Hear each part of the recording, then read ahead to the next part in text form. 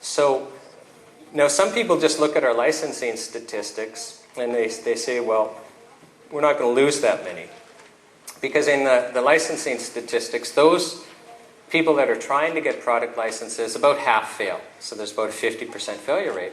So some people are looking at that and saying, well, no, we're only going to lose 50% because only half are failing the licensing process. But you're forgetting that there are a lot of products where people never try to get a license. You know, I know of several small manufacturers, some who have just stopped selling in Canada. Some who are still selling, but as soon as their Health Canada enforcement steps in, they're not going to sell. So there's probably as many products that have disappeared or will disappear where people never apply for a license than there are products where the manufacturer's trying to get a license. And so you kind of have to look at the big picture. And then we've also lost literally tens of thousands of foreign products, primarily United States products, where the manufacturers will not ship to health food stores anymore. Perfectly legal in the United States, but they keep getting turned away by customs at the border in Canada because they're not in compliance with our regs. So we're going to arrive in a situation where I think at the end of the day, we're going to lose 75% of our products. And enforcement's coming. Okay, enforcement's coming. There's still, if you walk into a health food store, probably half of the products are unlicensed. And Health Canada actually can't enforce the regulations right now because they don't know which ones are trying to comply and which ones aren't. But once we get all these exemption numbers on the products, probably around March, I expect Health Canada is going to start visiting more stores. It's not that they're not visiting stores, and it hurts when they visit stores. Are you guys familiar with what happened to Marigold Pharmacies about 5 months ago on Vancouver Island? So Health Canada, one inspector shows up with a College of Pharmacy person and kind of does an inspection. And then a week later, 4 Health Canada inspectors with 2 RCMP people and I think 2 people from the college show up. And they should have known they were in trouble when Health Canada pulls up in a rented budget truck. And they were there all day seizing products. And Marigold told me that their cost of the seized products, okay, so not the retail value, their cost is $140,000. Now that was 5 months ago. Health Canada has not applied to court to forfeit those. Health Canada has not laid charges. They're just playing the, well, let's seize without a court order and see what happens things. What happens is they'll wait till the products are expired and then they'll ask for consent to have them destroyed. And, you can imagine if you're a health food store, you can't have that happen too many times and you're going to be out of business. And what's also troubling about this Marigold example is it's affecting natural health practitioners. And that's something that's been off the radar. Is, consumers find we can't get some products. But Marigold compounds for naturopathic doctors and traditional Chinese practitioners. And most of these seized products were just small batches of stuff that they had compounded for these practitioners. And so the result is now these practitioners couldn't treat their patients with these products, which was leading to the patients suffering. I mean, let's talk about Dr. Eldon Dahl. So Dr. Dahl is a naturopathic doctor, trained as a naturopathic doctor. He worked as a naturopathic doctor, and then he thought, I'm going to start making high-quality products that naturopathic doctors will use. And naturopathic doctors loved his products because he would only have them manufactured in good manufacturing process facilities. They could rely on the quality batch to batch. If there was any problem, it was dealt with, as opposed to having to deal with some more, suppliers where there were quality issues. But the problem for Dr. Dahl is several of these products in Canada are considered prescription, right? So we've got a prescription drug list, and Health Canada says, well, some things are in there. Now, I don't want you to get the wrong impression. We're talking natural things. So something like estrogen from soy in small amounts in a skin cream to go on topically. But estrogen is a prescription drug in Canada because a pharmaceutical company wanted, synthesized estrogen in a pill to be taken orally. Well, yeah, that's got to be supervised.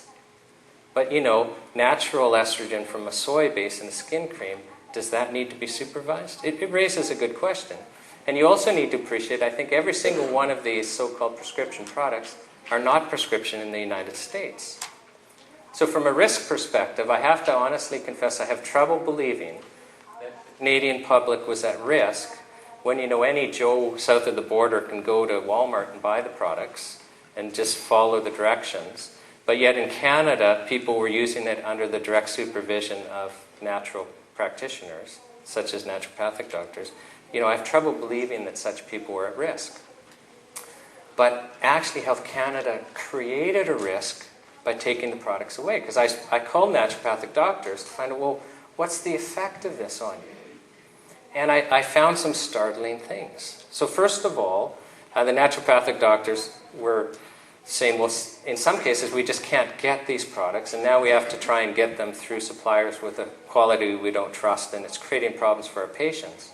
And I also learned that naturopathic doctors actually face an ethical dilemma very frequently in their practice, and this is quite interesting. So as it was explained to me, what will happen is a new patient will come in, and the new patient has a condition where they're actually suffering quite a bit, and they've been through the mainstream medical system, and either the pharmaceutical treatments didn't work for them, or created such significant side effects that they couldn't continue. So they end up at a naturopathic doctor's office, and the naturopathic doctor thinks, I can successfully treat this person. I can end the suffering. And now they have an ethical dilemma. Do I treat the patient and break the law? Or do I uphold the law and send the patient away? And some doctors, they send the patient away, saying, sorry, I can't help you, because they know they'd be breaking the law. Some do that. But some have told me, what, I don't do that. Some will say, I actually don't care that I'm going to be breaking the law, because it is more important to me ethically to end the suffering of a fellow human being, and I'm just not willing to allow the person to suffer when I know I can safely treat them. And so they break the law. But isn't it interesting that we're putting people like naturopathic doctors and traditional Chinese practitioners in the situation where they have to feel like they're criminals so that they can treat people with treatments that they have been trained to treat them with? See, I have a problem with that. So this isn't about safety. It's not about safety. We're told, so these new natural health product regulations came in 2004, and we're told these drug-style regulations deeming our products unsafe, deeming them to be fraudulent, that it was necessary for our safety. If you ask your MP or you ask Health Canada, say, hey, has Health Canada ever looked at natural health products as a group to find out how risky they are or how safe they are, so that you could then figure out, okay, here's the risk, and then draft regulations that kind of match the risk. And you will be alarmed to find out they never have done a risk analysis. And in fact, I currently have an access to information request in, and we recently had a conference call because I asked for every risk analysis, and they thought I meant per product. And there's 60,000 adverse reaction reports for everything, mainly chemical pharmaceutical drugs. And they're thinking, we got to go through every one of these. And they're going, it's unfeasible, when, no, what I mean is, as a group, and we're having this conference call, and it's dawning on me, that concept hasn't even occurred to them that maybe they should have done one. I mean, it's not going to exist. And what's curious there, you would think, if you're a public body and your job is to manage risk and protect Canadians, that you would have risk analysis done on different groups of products, figure out what the most risky are, because you've got you don't have unlimited dollars, you've got a set budget and target. Never done it for natural health products. The only risk analysis I have seen done on natural health products was done by Professor Ron Law, who's a risk analysis expert in New Zealand, and he was hired to use Canadian government statistics to tell us, well, how dangerous are natural health products? And do you know, according to Canadian government statistics, that you are more likely as a Canadian to be bitten by a shark than harmed, not killed, but harmed by a natural health product? Statistical fact. You're way more likely to be struck by lightning. Now, some of us are bitten by sharks. It does happen.